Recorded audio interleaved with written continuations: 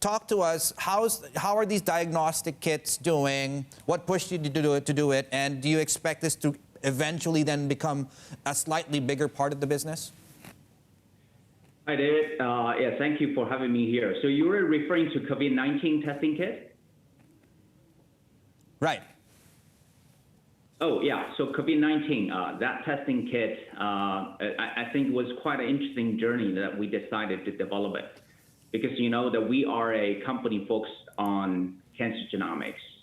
But you know, on the backdrop of the virus outbreak in China, we were decided early February, in fact, right after the Chinese New Year, we felt that we need to do something about it to fight the pandemic.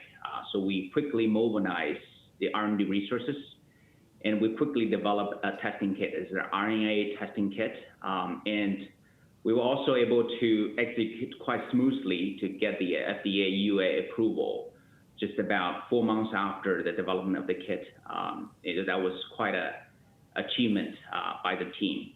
And overall, we are happy, even though our core business is cancer genomics, we're happy we were able to do something to fight the pandemic.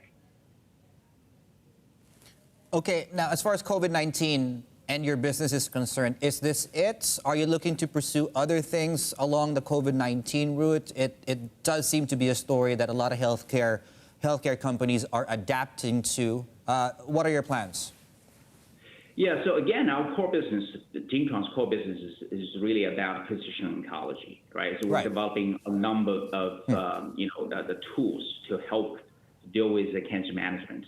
So, you know, in this special period of time, we felt that we need to do something on the COVID-19 front. And we've done that, and we have built our manufacturing capability both in U.S. and China to manufacture our COVID-19 testing kit.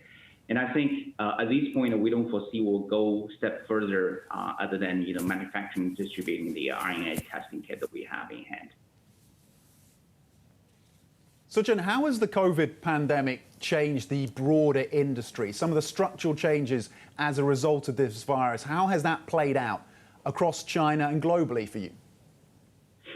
Yeah, so I think that's very interesting question because as you see that because of the pandemic, because of the COVID-19 virus outbreak in China, the central government has put a lot of emphasis on building up the molecular diagnosis testing capability across the country.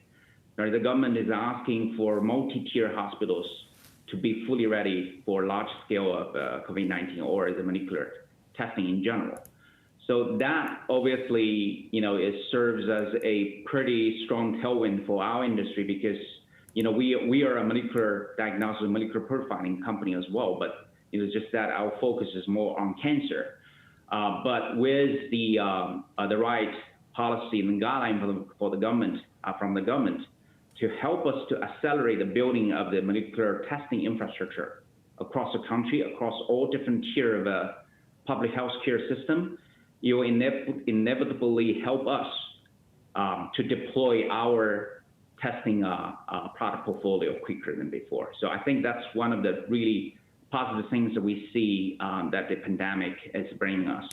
So the other thing is, and I can share with you that you see that we pull off a quite successful IPO, back in June, just about 50 days ago. And everything was done online, right? So we were able to quite efficiently meet the global investors. So we're sitting in the conference room in Beijing, but we were able to very efficiently meet the investors globally over 2 weeks' time, and we pulled off a very successful IPO. And we also see a lot of our marketing and the market education activities is moving online as well, which again, it becomes quite efficient. So I think that's some Sizhen, of the... Sizhen, yes. Let me just jump in because we're running short on time. I want to get to the oncology side of the business. What are the key challenges? I know you're focused on screening, cancer screening, diagnosis and monitoring. What are the key challenges in building out that business in China? Yeah, so I think there are twofold of challenges, right? So we are developing a number of advanced technology, and we're turning those advanced technology platform to a product that can be applicable broadly in China. And then there are two things. One is about a regulatory approval, and you could see that the regulatory approval system often is lagging behind, behind the new technology development. So we need to work with the regulatory body closely in order to get the new product approved in time. And at the same time, and then some of the testing, we are, for example, for the liver cancer early screening assay we're developing, we're moving away from the traditional standard of care, the screening method.